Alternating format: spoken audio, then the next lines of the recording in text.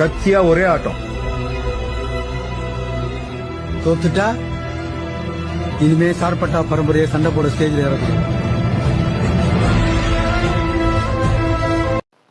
Welcome to day 3 of கட்சியா ஒரே ஆட்டம். நேச்சுரலாக மசில் பில்ட் பண்ணுறதும் அப்புறம் கொழுப்பை கரைக்கிறத பற்றி ஒரு சீரியஸாக போட்டுட்ருக்கேன். நீங்கள் இப்போ தான் இந்த வீடியோ பார்க்குறீங்கன்னா இதுக்கு முன்னாடி போட்ட வீடியோலாம் பார்த்துட்டு வாங்க. Quite be useful. First day 1ல் 83 kg ஸ்டார்ட் பண்ணியிருக்கேன். இப்போ 84. என்னோட மசில் மாஸ் இன்க்ரீஸ் ஆயிருக்கு. அதனால தான் ஸ்கேலும் இன்க்ரீஸ் ஆயிருக்கு.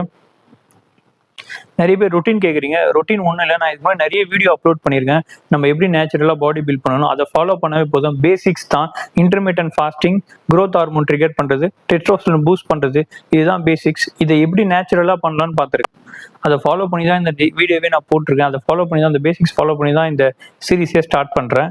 ஸோ ஸ்டார்ட் பண்ணும்போது 12.5 ஃபேட் கண்ட்ரோல் இருந்தது. இப்போ 10.7, ஆல்மோஸ்ட் 2 kg ஃபேட் வந்து எனக்கு கம்மி ஆகியிருக்கேன் நான். அதே பார்த்தீங்கன்னா வந்து மசில் மாஸும் எனக்கு இன்க்ரீஸ் ஆகிருக்கு. வெயிட் வந்து இன்க்ரீஸ் ஆகுது, ஏன்னா ஃபேட் டிக்ரீஸ் ஆகுது, மசில் மாஸ் இன்க்ரீஸ் பண்ணியிருக்கேன். ஃபர்ஸ்ட் டே 1ல் வந்து 56 இருந்தேன், இப்போ 58.70 இருக்குது.